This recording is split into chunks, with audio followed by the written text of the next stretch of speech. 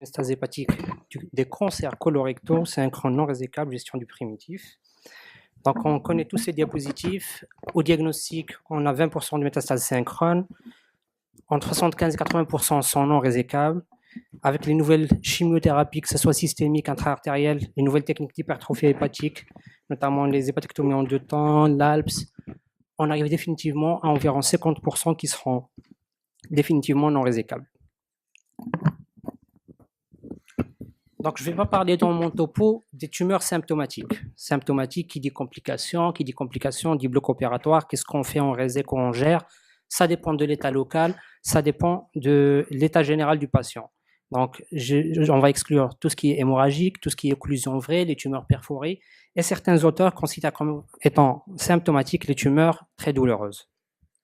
Je ne parlerai pas aussi des métastases hépatiques potentiellement résécables, puisqu'on va les soumettre aux nouvelles thérapeutiques, soit qu'elles vont devenir résécables, et dans ce cas-là, les malades sont prises dans une prise en charge curative, soit qu'elles resteront définitivement non résécables, et c'est de cela que je vais parler.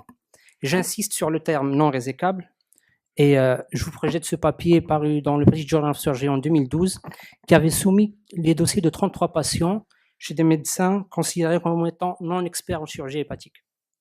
Les médecins ont considéré comme étant tous ces patients non résécables. Les mêmes dossiers ont été resoumis à des chirurgiens, enfin, un panel de médecins jugés experts en chirurgie hépatique, et on se retrouve devant 63% des cas qui sont redevenus résécables ou potentiellement résécables. Donc, comment définir la résécabilité? Je vous invite à lire donc, ce papier qui est sorti par un panel de chirurgiens experts dans la gestion des métastases hépatiques et qui définit clairement les contre-indications de résection des métastases hépatiques. Donc, il y a des contre-indications techniques, notamment quand on ne peut pas laisser assez de parenchyme hépatique, quand on ne peut pas faire une résection R0, et quand il y a d'autres sites métastatiques qu'on ne peut pas réséquer, il y a aussi des contre-indications oncologiques. Donc ça, c'était pour définir et parler le même langage, c'est-à-dire qu'est-ce que c'est que des métastases hépatiques non résécables. Revenons maintenant à notre population d'études. On parle des patients stade 4. La survie à 2 ans ne dépasse pas les 40%. À 5 ans, elle est inférieure ou égale à 10%. Qu'est-ce qu'on peut proposer chez ces malades? Qu'est-ce qu'on espère de la gestion du primitif? Peut-être qu'on pourra prolonger la survie globale et au mieux prévenir les complications, c'est-à-dire l'occlusion, l'hémorragie ou la perforation.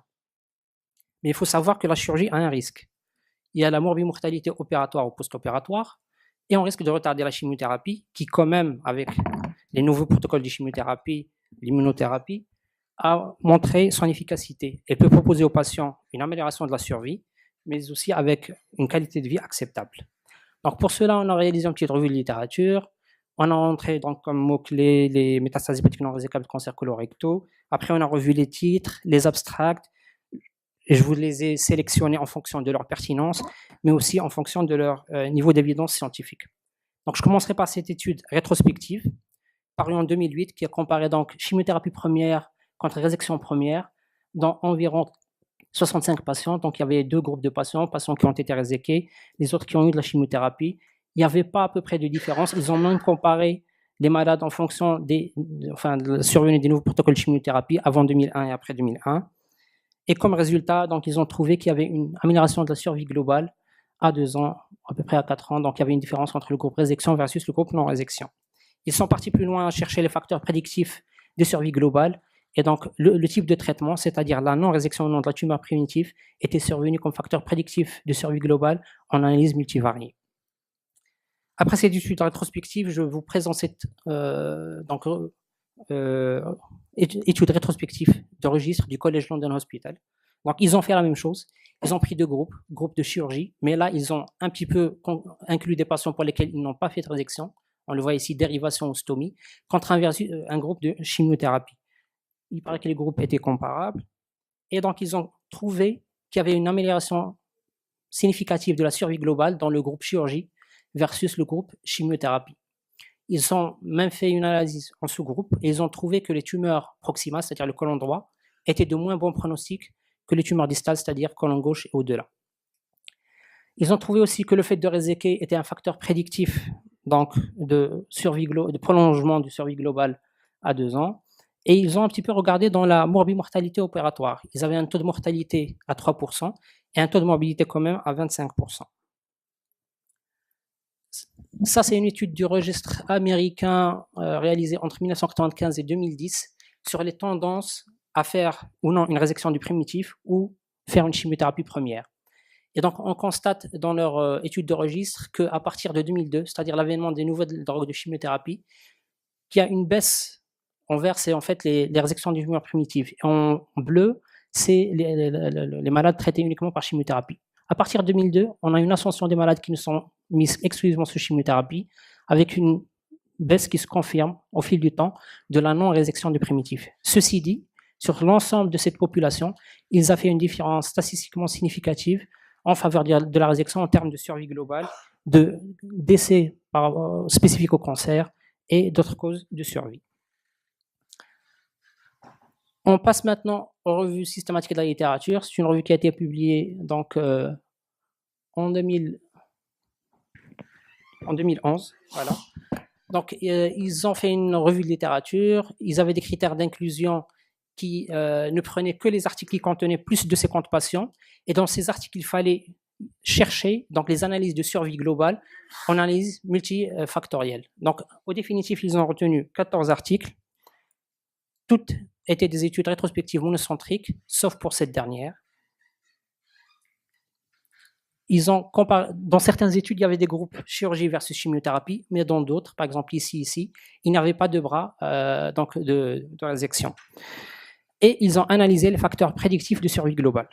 Donc là, ils ont listé l'ensemble des facteurs qui sont sortis dans ces 14 articles, et parmi lesquels on retrouvait donc la résection du primitif, le taux de phosphatase alcaline, le taux d'ACE, le statut OMS du patient, et ils ont conclu qu'il fallait plus des études peut-être prospectives type essai randomisé, pour voir quels étaient les facteurs prédictifs et pour pouvoir donc décider quels patients réséqués, quels patients non réséqués. Deuxième revue de littérature, qui inclut 12 patients. Le protocole de l'étude n'était pas très clair, mais en tout cas, on voit que sur les différentes études retenues, certaines trouvaient une amélioration de la survie globale quand on réséquait les patients, et dans d'autres études, il n'y avait pas de bénéfice à les réséquer, et donc ils proposaient de laisser les malades sous chimiothérapie.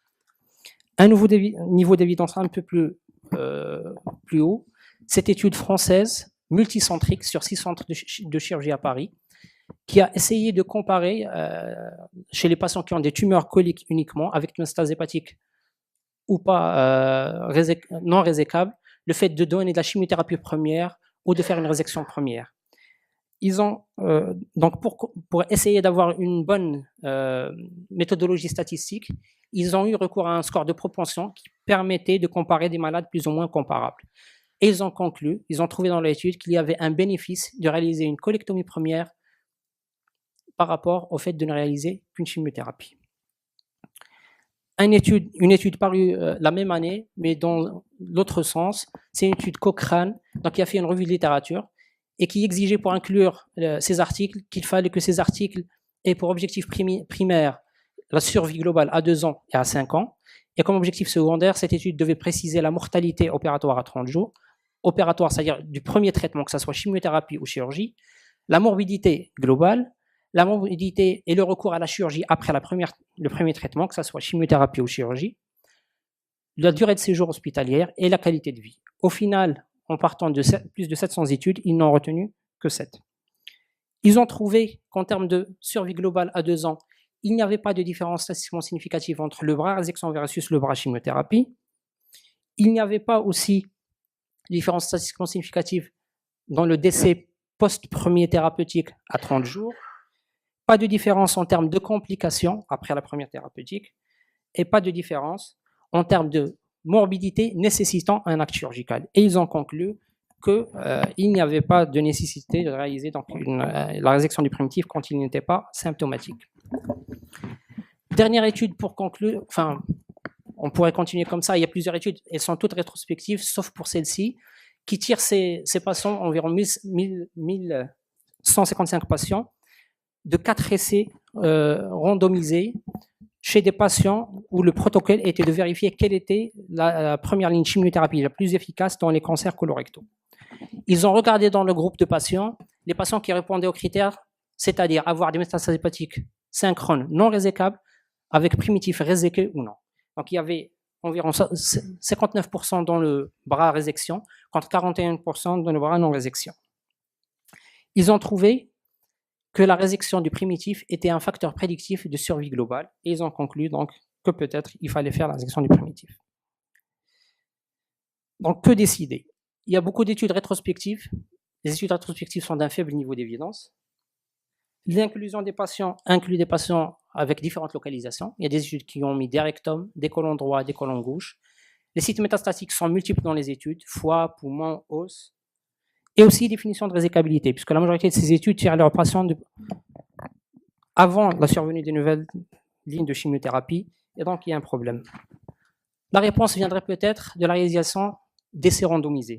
C'est ce qui est en cours, puisque sur différents pays, des essais randomisés essayant de répondre à cette question sont en cours. Donc là, j'ai listé France, Espagne, Pays-Bas. Les inclusions ont débuté entre 2011 et 2014. Pour conclure, pour les tumeurs symptomatiques, donc la discussion, je pense qu'elle n'a pas lieu d'être. On va opérer les patients, mais quel geste faire, ça dépendra du statut OMS du patient et des conditions locales. Pour les tumeurs asymptomatiques, actuellement, on n'a pas de réponse dans la littérature. On peut sélectionner peut-être les patients sur le statut OMS, le degré d'envahissement hépatique, en gros, prendre les facteurs prédictifs de survie qui sont ressortis dans les études rétrospectives. Sinon, il faudrait attendre les résultats de ces essais randomisés pour tirer des conclusions. Je vous remercie.